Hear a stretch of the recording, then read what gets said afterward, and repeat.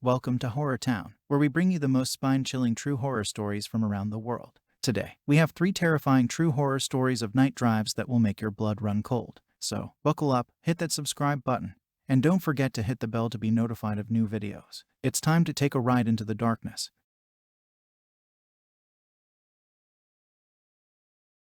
It was a dark and stormy night when Emily decided to take a late-night drive. She had always found solace in the open road, the hum of the engine and the sound of the wind rushing by her window. But tonight, something felt different. The rain pounded on the roof of her car, and the headlights illuminated nothing but the empty stretch of road ahead. As she drove further and further into the night, Emily couldn't shake the feeling that she was being watched. The hairs on the back of her neck stood on end, and she tried to brush off the feeling as just her imagination running wild. But then, in the distance, she saw a figure standing in the middle of the road. She slammed on the brakes, heart racing as the car skidded to a stop. As the rain continued to pour down, Emily squinted to get a better look at the figure. It was a man, his back turned to her, standing motionless in the middle of the road. She honked her horn, but the figure didn't budge. Emily's heart pounded in her chest as she cautiously stepped out of the car to approach the man. "Excuse me," she called out, her voice barely audible over the rain. But the figure didn't respond. As she drew closer, she noticed something strange. The man's clothes were tattered and soaked, and he was completely barefoot, standing in the middle of the road in the pouring rain.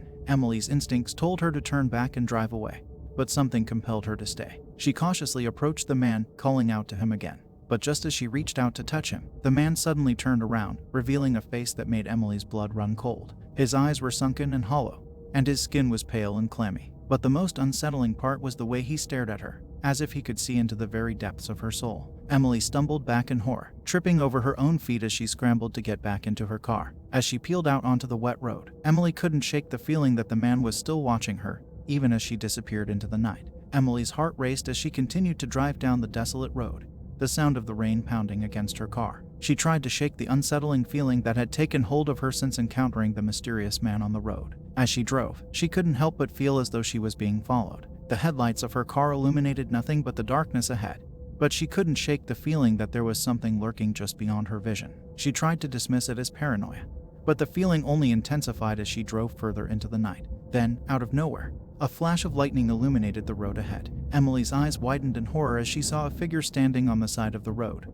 watching her intently. It was the same man she had encountered earlier, and he was still completely motionless. Emily tried to ignore the man and keep driving, but as she passed him, she couldn't shake the feeling that his eyes were boring into her very soul. She looked in the rearview mirror, but the man was nowhere to be seen. Suddenly, a loud bang echoed through the car as one of her tires blew out. Emily's heart raced as she pulled the car to the side of the road. She got out to inspect the damage, but her heart nearly stopped when she heard a rustling in the bushes nearby. "Hello," she called out, her voice shaking with fear. But there was no response. Emily's mind raced with thoughts of the man from earlier, and she couldn't shake the feeling that he was somehow involved. As she worked to change the tire, Emily couldn't help but feel as though she was being watched. The hairs on the back of her neck stood on end, and she had the distinct feeling that something was moving in the shadows just beyond her vision. Finally, after what felt like an eternity, Emily managed to change the tire and get back on the road. But the fear and unease that had taken hold of her refused to let go. As she continued to drive, she couldn't help but feel as though she was being followed, stalked by an unknown force that threatened to consume her. Suddenly, a figure appeared in the middle of the road ahead of her. It was the same man from earlier,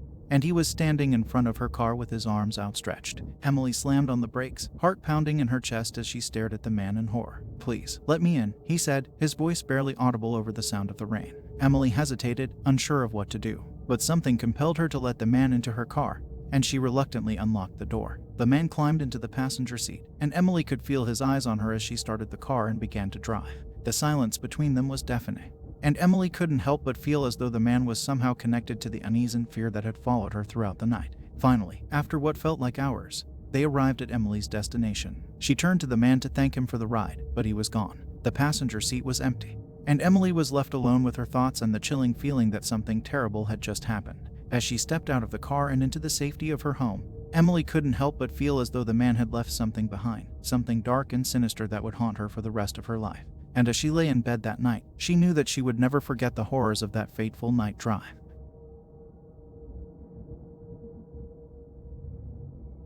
Jake had been a truck driver for over a decade, and he had seen his fair share of strange things on the road. But on this particular night, as he drove through the desolate stretch of highway that cut through the heart of the forest, he knew that something was different.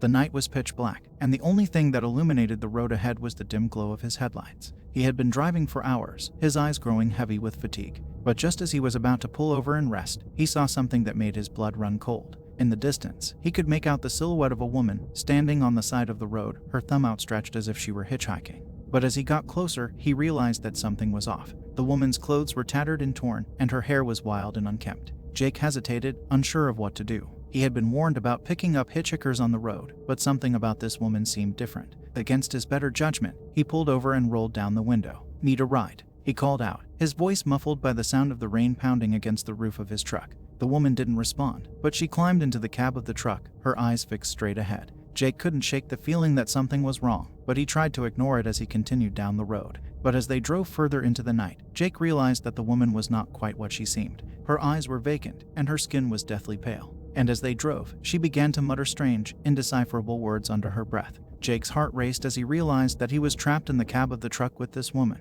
and he had no idea what she was capable of. The rain continued to pour down, and the wind howled outside as Jake drove through the dark forest. He could feel the woman's eyes on him, but he dared not turn to look at her. Instead, he focused on the road ahead, praying that he would make it out of this alive. Suddenly, there was a loud bang, and the truck shuddered as one of the tires blew out. Jake tried to keep the truck under control, but the vehicle swerved off the road and crashed into a ditch. As he struggled to catch his breath, Jake realized that the woman had disappeared. He searched the cab of the truck, but there was no sign of her. It was as if she had vanished into thin air. But as Jake climbed out of the truck and looked around, he realized that he was not alone in the forest. There were strange shapes moving in the shadows, and he could hear strange whispers on the wind. He tried to start the truck, but the engine was dead. He was stranded, alone and defenseless, in the middle of nowhere with no one to turn to. Jake knew that he had to get out of there.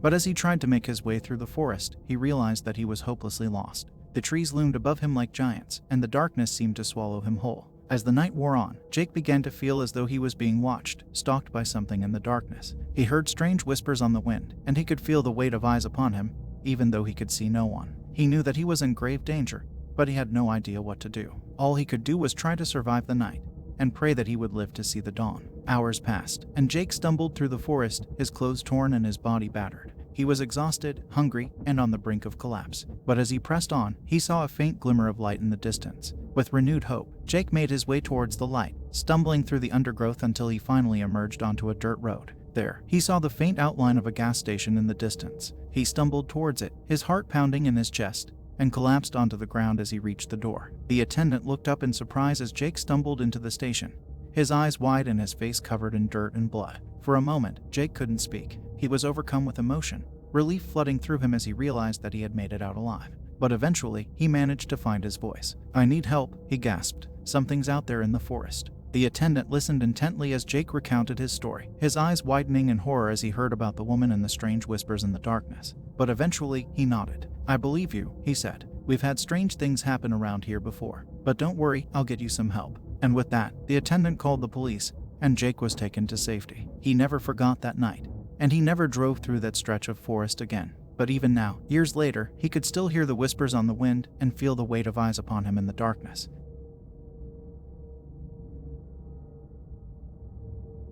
It was a dark and chilly night, perfect for a drive with friends. Emma, Liam, and Sarah had been planning this night for weeks. They loaded up Liam's car and hit the road, the windows down, and the music blaring. They were looking forward to a night of fun and adventure. They drove for a while, taking turns picking songs and chatting about everything and anything. The night was quiet, and the roads were empty, which made the drive even more peaceful. However, as they approached a long stretch of road that cut through the woods, things took a creepy turn. The woods seemed to loom over them, and the trees were so dense that they could barely see the stars. It was as if the forest was swallowing them whole. As they drove, the car's headlights illuminated the winding road ahead, but it seemed to stretch on forever, leading them deeper and deeper into the darkness. Suddenly, Emma noticed something strange out of the corner of her eye. She turned to look and saw a figure standing in the middle of the road.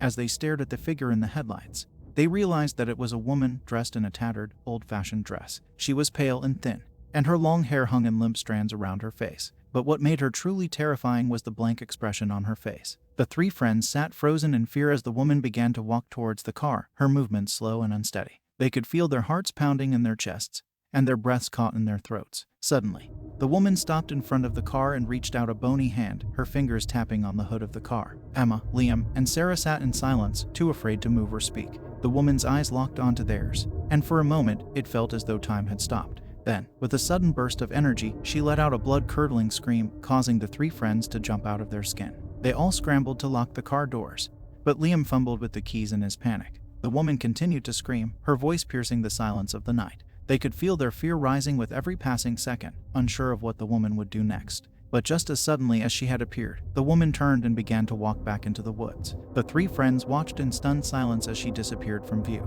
They sat in the car for a few moments, too scared to move. Eventually, they decided to continue their journey, but the rest of the drive was filled with tension and unease. They couldn't shake the feeling that they were being watched and followed. When they finally arrived at their destination, they tried to brush off the experience as a trick of the mind. But as the night wore on, they couldn't help but wonder who the woman was and what she wanted.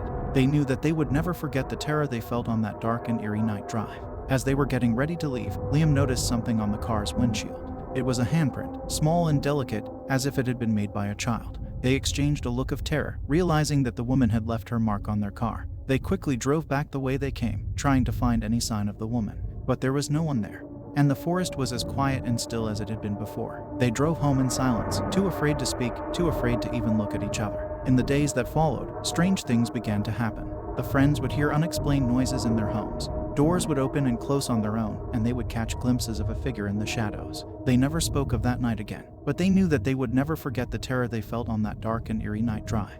The woman had left her mark on them, and they could never escape the feeling that she was watching them, even when they were alone. That's all for today's episode of Horror Town. We hope you enjoyed these spine-chilling true horror stories of night drives. If you did, don't forget to hit that like button, subscribe to our channel, and hit the bell icon to stay updated with our latest videos. Do you have any true horror stories of your own? Let us know in the comments below, and we might just feature your story in our next episode. Thanks for watching, and until next time, stay safe and beware of the darkness.